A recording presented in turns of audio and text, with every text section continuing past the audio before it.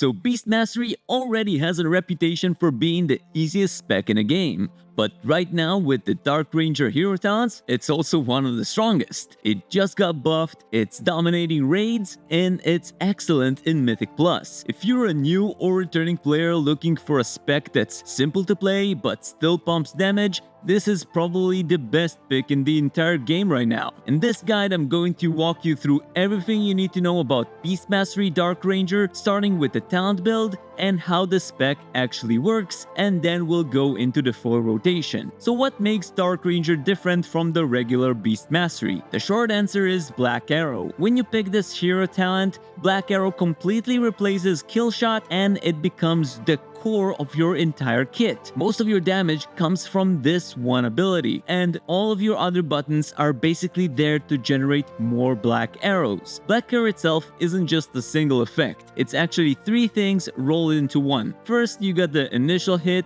and the damage over time, which is the straightforward part. Then there's Bleak Powder, which doesn't just shoot out in a cone, but it also splashes in a small circle around the target. That means it usually hits way more than you think. The only time you really need to aim it carefully is when enemies are super spread out. And finally, we got Withering Fire, which kicks in whenever your cooldowns are rolling, firing off extra black arrows every few seconds. Outside of those cooldown windows, the spec is actually very simple and to a point even a little boring. You're mostly pressing Kill Command and Barb Shot to try and fish for more black arrow procs, but the identity of Dark Ranger is those 1 minute bursts where you line everything up and unleash a buttload of black arrows. That's why the build is so powerful right now in both Raid and in Mythic Plus. For the talent build, I'll put a full screenshot on the screen right now. This is the build I recommend, and for the most part, it's pretty locked in. There aren't a lot of flex points. That said, there are a couple of swaps you could make depending on preference or dungeon needs. I'll start with the class tree. The first option you'll have is between Kodo Tranquilizer and Devil Sword Tranquilizer. Kodo will make your trank shot hit extra targets, while Devil Sword cuts its cooldown if you remove an enrage. In practice, Kodo is more useful in most dungeons. Emergency Solve is only worth if you actually need the Poison Dispel, for example in Arakara, and if you don't, you can replace it with something else, like Binding Shackles for extra crowd control, Trailblazer for more movement speed, or even Tar Trap if you need an AoE slow. Next up, there's one small choice you could make in the hero talent tree. The only real option is between Dark Chains and Shadow Dagger. Chains gives you a 40% slow when you disengage from a target, and while Dagger is a small hit and it applies a 30% slow. So it's just a personal preference, stronger slow versus a little bit of damage. And then we'll look at the spec tree. You can swap out War Orders with Wild Call. War Orders gives Barb Shot a 50% chance to reset Kill Command, and Wild Call gives your auto shot crits a 20% chance to reset Barb Shot. Neither one of those is game changing, but War Orders is more common. You can also swap Savagery for Go for the Throat. Savagery makes Kill Command hit harder and extends Barb Shot duration by like 2 seconds, which helps with multi-dotting, but Go for the Throat makes Kill Command scale harder with crit. Again, this isn't a huge difference, but Savagery tends to be more popular choice. And that's basically it. Everything else is locked in. You don't need to stress over talents too much here. The real performance comes from how well you execute the rotation. But before we go into the actual rotation, you need to understand one mechanic that makes this spec work: Death Blow. So what exactly is Death Blow? It's just a reset on your Black Arrow, letting you fire it again instantly. And since Black Arrow is your #1 source of damage, the entire spec revolves around creating as many of these resets as possible and never wasting them. There are a few different ways you can trigger them. Kill Command is the first one, and this is why you'll be pressing it on cooldown. Every cast has a chance to give you Death Blow. Then you got Withering Fire, the capstone talent of the Dark Ranger tree. Whenever Call of the Wild is active, it guarantees a death blow every 4 seconds. And on top of that, there's even Bowstring, which gives every Black Arrow a 15% chance to proc another one. Basically, Black Arrow can just proc itself. And finally, Bleak Arrows, where your auto shots have a 20% chance to generate a death blow. All of these sources tie back to the same loop: more death blows means more black arrows, and more black arrows means more damage. Now, let's add in the Withering Fire effect. Every black arrow you cast while Call of the Wild is active fires off 2 extra black arrows at nearby targets, and this only gets stronger with your tier set. The 2-piece set bonus is what really defines the pacing of this build because it cuts Call of the Wild's cooldown down to 1 minute from 2 minutes. That's why everything revolves around these 1-minute burst cycles. Then we got the 4-piece set bonus, which pushes it even further. First, it makes your black arrow hit 50% harder whenever Withering Fire is active. And second, whenever you spend a death blow, there's a 50% chance to add a stack to your next Call of the Wild, up to 8 stacks. Each stack makes the next black arrow that the Withering Fire automatically shoots fire another black arrow on top of it. So if you've built like a lot of stacks, your next Call of the Wild window can absolutely blast.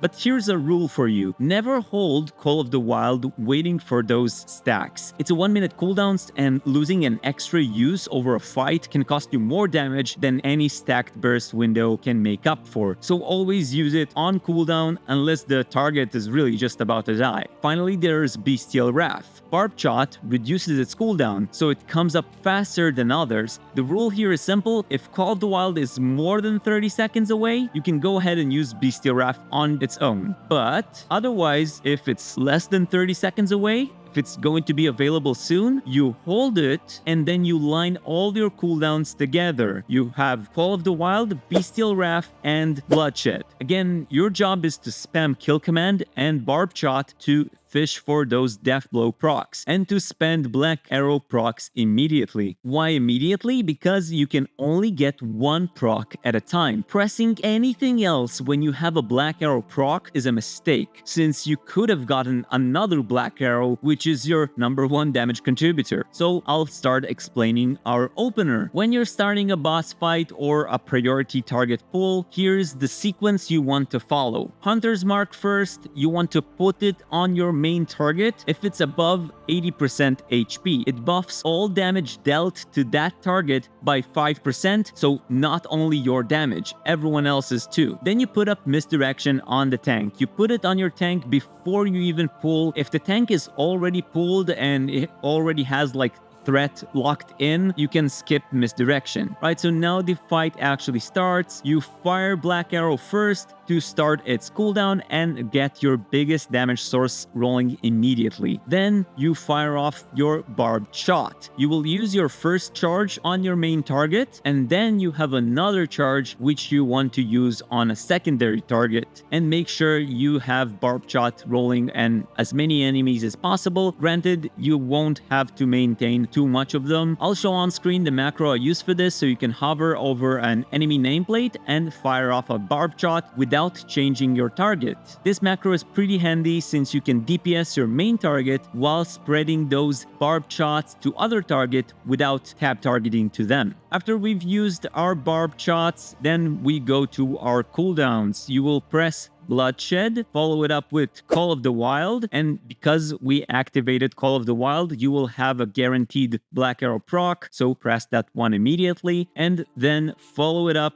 with Bestial Wrath. This is your biggest cooldown window, so follow it up with another Barbed Shot to keep it on cooldown, preferably on a target that doesn't already have it, then Kill Command, which may proc another Death Blow, and another Black Arrow if you get the proc. From here, you drop straight into your normal single target priority. And here's how your single target priority works. It's dead simple. Your number 1 priority, Black Arrow. Always use it the second it's available. Black Arrow is everything in this build. More arrows equals more damage. Don't sit on a proc. Don't delay it for anything. Your second priority is Bestial Wrath, but this has a condition. Again, I've already mentioned this, but if Call of the Wild has more than 30 seconds left, then you send Bestial Wrath by itself. Otherwise, you hold it. This rule stops you from missing a use on Bestial Wrath while still lining up with your other main cooldowns. Your third priority is your cooldown stack. You would use Bloodshed, Call of the Wild, and Bestial Wrath together whenever they're all ready. That's where your damage spike comes from. Your next priority is Kill Command. You want to press it on cooldown. Every cast is a chance at another black arrow. Your next priority is Barbed Shot. You want to use this to keep the frenzy buff rolling, refresh Thrill of the Hunt talent, which increases your crit chance, and reduces Bestial Wrath's cooldown. You spread it with the mouse over macro whenever you can. I want to also mention that every tick reduces Kill Command's cooldown through our talent Master Handler, which means more chances at more death blows. It can also spawn extra Dire Beasts, giving you more Beast Cleave uptime and final damage. And our last priority, Cobra Shot. You will only use this when you literally have nothing else available. It's pure filler. And that's pretty much it. If you look at that list, you'll notice it's basically 4 real buttons: Black Arrow, Kill Command, Barb Shot, and Cobra Shot, plus your cooldown stack. Everything exists to feed in more black arrows. A quick side note about your keybinds. Since you'll be pressing Black Arrow constantly, make sure it's on a really comfortable bind. It's a button you'll need to hit instantly every time it's up. After that, put up Barb Shot and Kill Command on your next best keybinds in order of importance, and Cobra Shot matters the least